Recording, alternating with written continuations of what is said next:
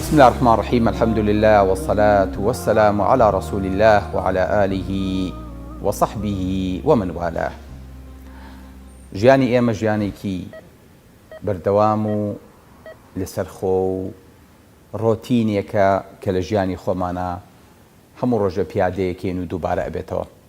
بەڵام زۆر جار زۆر ڕوودا و ئەم ستایڵی ژیانمانە گۆڕێ لە پڕێکار ڕامانەگرێ و ئەبێت ئەکشنی سەریعمان هەبێ بۆ ئەو حاڵەتەی کە لە بەرامبەرا ڕوەدا. ئەمانە پێوتری حاڵەتی تەواریع.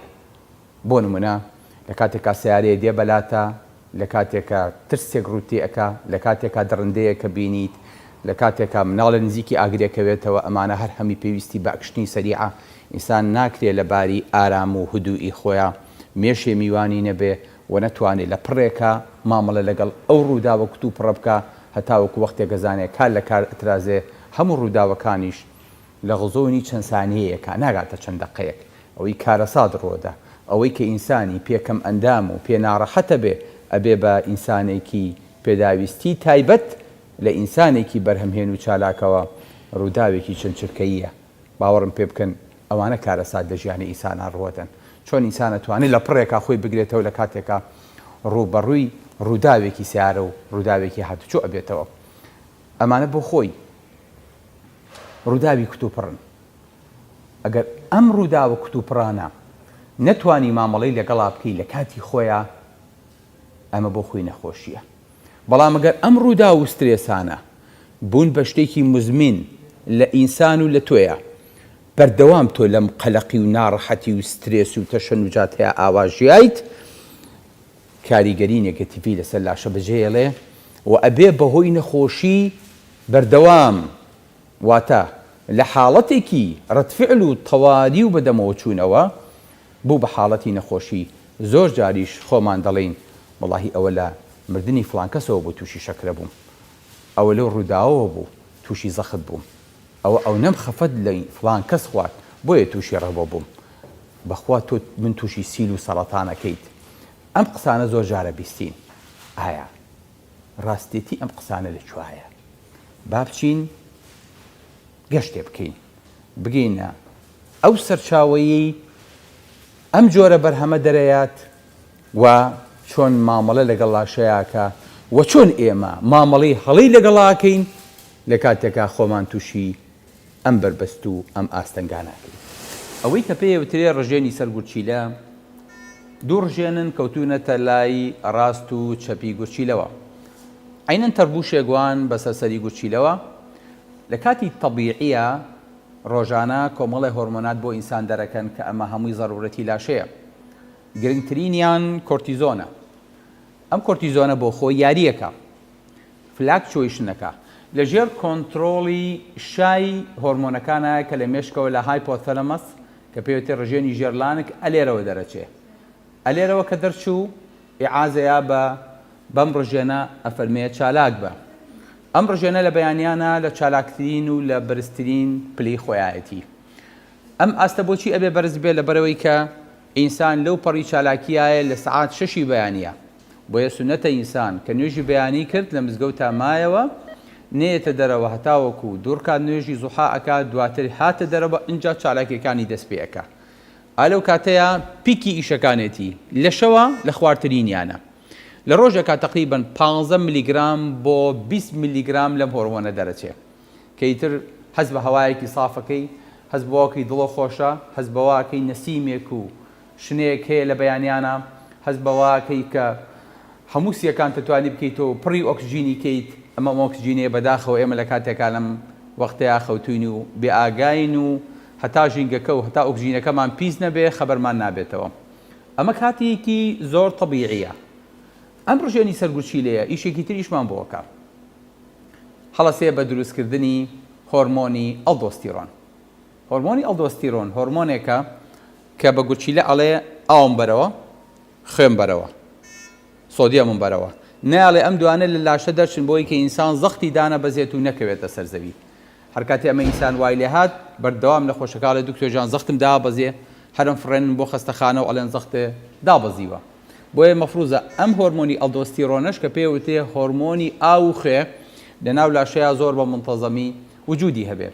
هۆرمۆنێکی تر هەیە هەر لەناو ئەم ڕژێنی سەرگوچ ماوەساو تۆ چی کرد بە ڕژێنی سەرگوچی باوکی من نەزانی ئەو ڕژێنی سەرگوچیلەیە خۆی درێژەکەی 5 سانتیمە، پانیەکەی 3 سانتیمە، ئەستوریەکەی 1 سانتیمە. ئەم 1 سانتیمەش ئەبێتەوە بە 2 چین، ئەبێتەوە بە توێکڵ و بە کرۆک. ئەم توێکڵەش ئەبێتەوە بە 3 چین. هەر یەکەیان لێپرسراوە لە هۆرمۆنێک، هەر یەکەیان ژوورێک و مختبەرێکی تایبەت بەخۆی هەیە هۆرمۆنە بۆ دەرەکە. باوجێ لەمە لە کوێ خەوتوین؟ وەڵاهی من لە مۆبایڵە بۆ 10 جار هەمانۆشان بوو، سیرمان کردبوو، سەیری کەتۆلەکمان کردبوو لە ئینتەرنێت تا بۆی گەڕابووین بزانین مواصفاتی چییە. تۆ زانی بەچی ڕاوەستاوی، تۆ ئەزانی چی ئیشەکانە بۆ ئەکا، تۆ زانی ئەم شەریکە گەورەیە، ئەم کارکە گەورە ئیملاقە لە پشتەوە ئیش بۆ ئەکا من تۆ بێئاگای لێی. ئەمەیە بەڵێ ئەمەیە کە پێتەڵێ ئەبێت خوێ لە لاو لاشە بەرز بێ بۆ ئەوەی کە زەختت ڕاگیرا بێ. چکە ئێمە زۆربەی ئافرەتەکان بەداخ وەڵا کاکتۆژان زەختم دا بەزێت و ئەبورێمەوە ئەم بن بۆ تەواوی و مغەزیم تێکەن و دەرزیم لێن ئینجا بۆ چاکە بم. حقیقەتی نییە، ئەمە جۆرێکە لە قەلەقی و لە ترس کە زۆر لە ئافرەتەکان بەداخەوە خوشکانمان بۆ خۆیان دروست دەکەن. ئەگەر نا ئەم هۆرمۆنە ڕێژەکەی زۆر بە تەواوەتی ڕاگرتووە، سەیری ئەو شوێنە حەساسانەکەن کە خوای گەورە دروستی کردوون، خستوونێتە پشتەوە، خستوێنێتە فەقەراتەوە، شوێنێک کە شوێنێتی مەحمیەوە. چۆن من تۆ قاسەکانمانە بین لە ناو سەب و لە شوێنە گەورەکانە دایانین بۆی کەس دەستی پێ نەگا.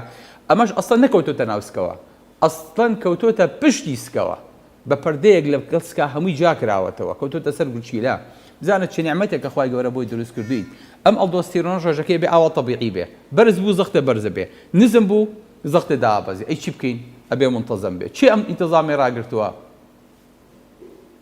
سەر ئەرزانیە بەخوا لە ئاسمانەوەیە، هەر هەمووی خۆی کۆنتڕۆڵی کردووە، هەر هەمووی خۆی ئازی پێیاوە. لە چی دروستی کردووە؟ لە یەک تنۆک ئاو. ئەڵڵاهو ئەکبەر. دەبێنە بەرچاوی خۆت. ئەمەش چینێکی تریانەکە ئەڵدۆستیرۆن دەرەکات. ئەی چینەکەی تریان مامۆستاجان؟ چینەکەی تریان هۆرمۆنی ئەندرۆژین دەرەکات کە ئینسان بۆ هەیە ماسوولەکانی بەقووەتە، هەز بە پیاوەتی ئەکات، بەڵام ڕێژەیەکی کەمە. نایکا بۆ پیاوەی کە خۆمانمێل ناو کۆمەلگایە پیاو بێت و ژن بێنێت و مناڵ بکەوێتەوە تایە. ئەی مامۆستا ئەمەمان زانی، ئەی زەحمە نەبێ کرۆکەکەی. مامۆستا ئەمە هەمووی لە 1 سانتیمایە، بەڵێ لە 1 سانتیم ئەستوریایە. یعنی خۆی هەموو ڕژێنی گوچیلە چەنە؟ هەموو ڕژێنی گوچیلە 7 تا 10 گرامە. لا إله إلا الله. هیچ کامێکیان قوبوڵی بەرز و نزمی ناکەن. ئەی ناو کرۆکەکەی زەی ناو کرۆکەکەی چی تایە؟ با نمونەیەکتان بۆ بێنمەوە. من و تۆ ئێستاکەن ئاوا دانیشتوین، من بە ئیسراحەت لێرانەیە هیچ کێشەیەکم نییە، بە ئیسراحەت شت بۆ ئێوە شەرحەکەم. لە پڕێکا بوومە لەرزەیە دێ، لە پڕێکا ڕووداوێک، لە پڕێکا شتێکی ترسناکە بینم، لە پڕێکا ئەمەوێ هەستم، لە پڕێکا تەلەفۆنم بۆ ئەکرێ، ڕووداوێ بەڕێوەیە و حادیسەیە قەوما و ئامادە بن بۆ ئەوەی کە ئیستیقبالی ئەو خەڵکە بکەن. بەسەر چاوم لە خزمەتانین. لە پڕێکە خەریکە ترسێک ڕووم تێەکە یان ڕۆکاتە هەر کەسێک. ئیخۆ لەم کاتەیان نابێ خەڵک بە ئیسپایی کابرا گەلی لە دکتۆرەکە لەوەی ئەڵێ دکتۆر ژیان ئێمە لێمان قەوما بوو، دکتۆرەکەش تازە چاوێسڵی و هەڵەسا و بدنەخەیش دکتۆرەوان نییە بەداخەوەڵێ.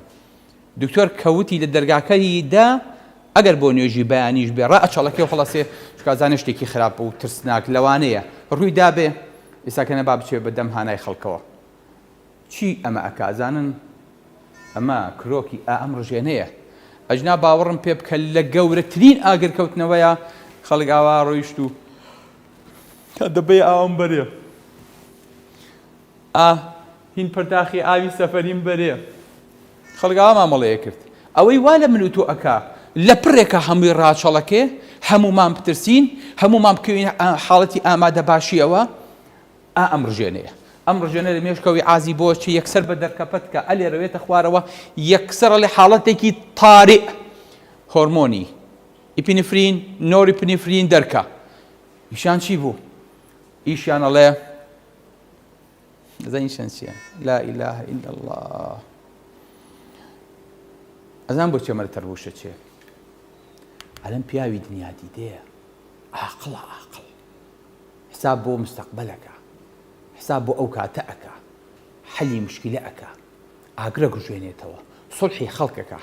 ئەم تەربوشە بەگاڵتە نەکراوەتە سەری، ئەزان چیەکە ئەڵێ خوێن مەچۆ بۆ ناو پێست گەورەترین ئەندامی لاشەکە پێستە ئەڵێ خوێنێ ناوێتەوە بۆچی لە شەڕین خوێنی لێ ئەڕوا میسانە لە حاڵەتێکی ترسایە لەوانەیە چقۆی لێبن لەوانەیە فیشەکی پێوەنێ لەوانەیە مارێ پێوەی بە لەوانەیە بەربێتەوە ئەڵێ پێستەکە تۆ خوێنت ناوێ خۆماڵی پێستی فەقیرە سپی هەڵگەڕا بوو بۆ سپی هەڵەگەڕێ لەبەرەوەی کە ئەم هۆرمۆنە پێڵێت پێستت پێویستی بەوە نییە کوڕ لە چقۆ لێ بای خوێن وەڵڵاهی وەگە تووڕە بووم چقۆ لێ بە مای خوێنی ناهەو زان بۆ چکە تۆ ئامادەی کە چقۆ لێبن بۆیە خوێنی لێ نایەت خی گەورە وای دروست کردووە چگەر خوێن بە تەبیعی کە نەزیفیان کردی خوێنەکە بۆ شوێ لێ بڕوات خوێنێتیان نامێنێت تاگەیەنە خستەخانە لەبەرەوە خوێن نابێت بچێ بۆ پێست نابێت بچێ بۆ شوێنی تریش نابێت بچێ بۆ مەعیدە ئەی مەعیدە پێویستی ئەو بۆیە ئینسان لە کاتی ترس و قەلەقیا لەوانی تووشی قورحی مەعیدا بێت و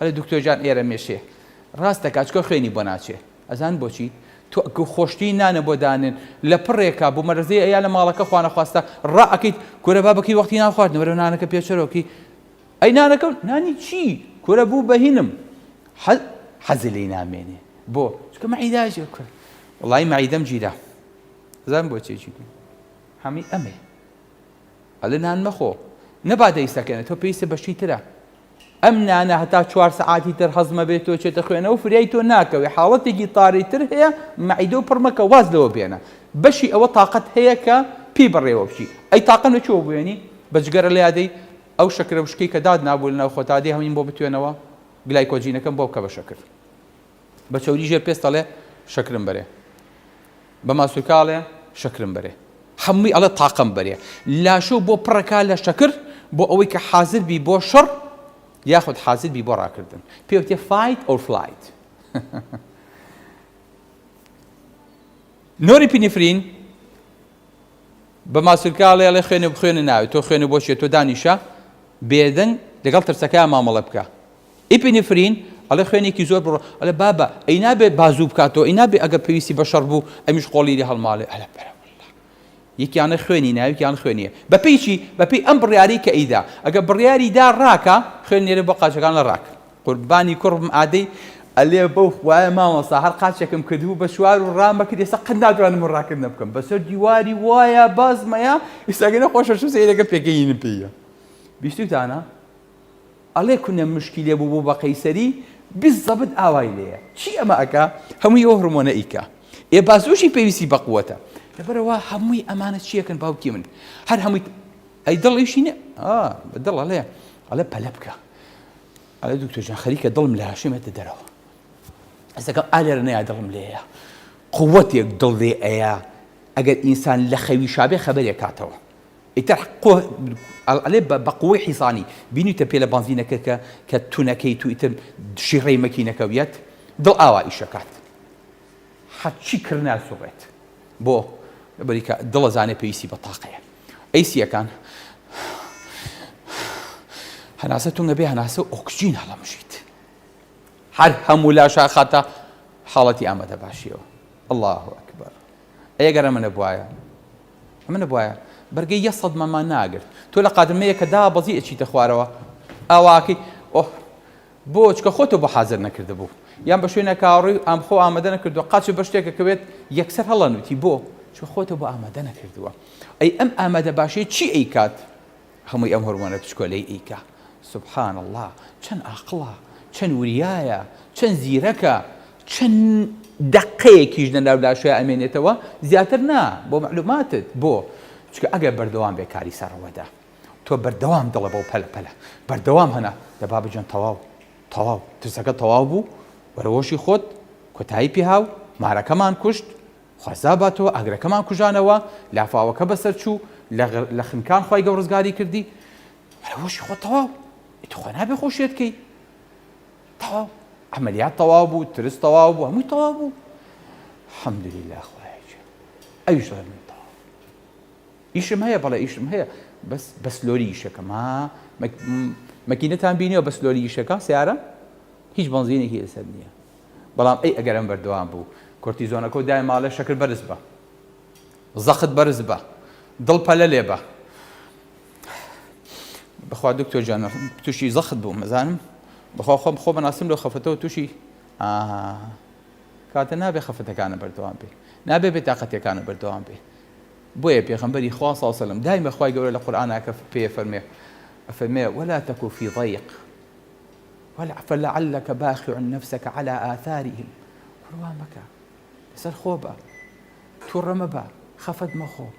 بۆیە پێغەمبەری خوا صلی الله علیه و سلم هادئترین کەس بوو لەسەر زەویە، بەڵام کە تووڕە بوایە و کە کاتی پیاوەتی بوایە لە هەموو کەسێ زەبری بتونتر بوو.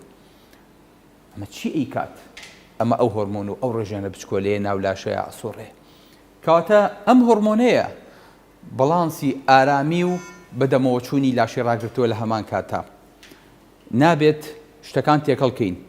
قوتابی کە ئیمتحانی هەیە ئەترسێ، چی پێڵێ بترسە؟ ئەو پێڵێ بترسە. بەڵام ئەگەر بوو بە خەوزڕان و بوو بە بێتاقەتی و بوو بە ترس، ئەو کاتە لە باری طبیعیەوە دەرەچێ بێ بە باری نەخۆشی. بۆچی ژوار لێەکە؟ ئەدە تۆ بانی ئیمتحانە هەیە سەعیکەشت مستەقبەلە کوورە شەش ئاگال لێی بێ. چەند دایکێکی بەڕەحمە، چەند مامۆستایەکی بە ئەمەکە، چەند جوان ئامۆژگاری تەکات. ئەی ئەگەر ترسەکە و زۆر بوو، ترسەکە و زۆر بڵێ بەخوا کاکتۆ منە چم ئیمتحانە هەموو شتێکم پێ دەچێتەوە، خوا ناتوانم هیچم بیر نامێنێ، هیچم پێ ناخورێت، مشوش هەر نەخەوتم چوم بۆ ئیمتحان. ئەمە بوو بە ترس. بۆیە ئەبێ بتوانی بەڵانسی ئەمە ڕاگری بۆ ئەوەی کە کەوتیان کاک فڵان کەس بێ لەسەر منەسەکە قسەیەکمان بۆ بکە. بسم الله الرحمن الرحیم الحمد لله رب العالمين الرحمن الرحيم.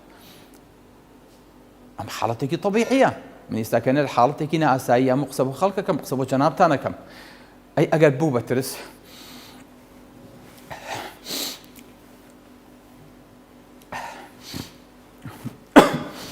بسم الله الحمد لله بسم الله الرحمن الرحيم.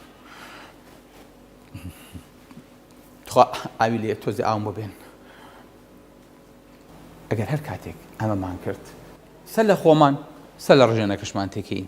بەڵام بوونی ئەم ڕژێنە چەند زەرورە بۆ لاشە، چەند گرنگە بە نەبوون و نەبوونی، بە زیادبوون و کەمبوونی ژیان تێکەیە و ژیان هەراسانە بێ لە ئینسان.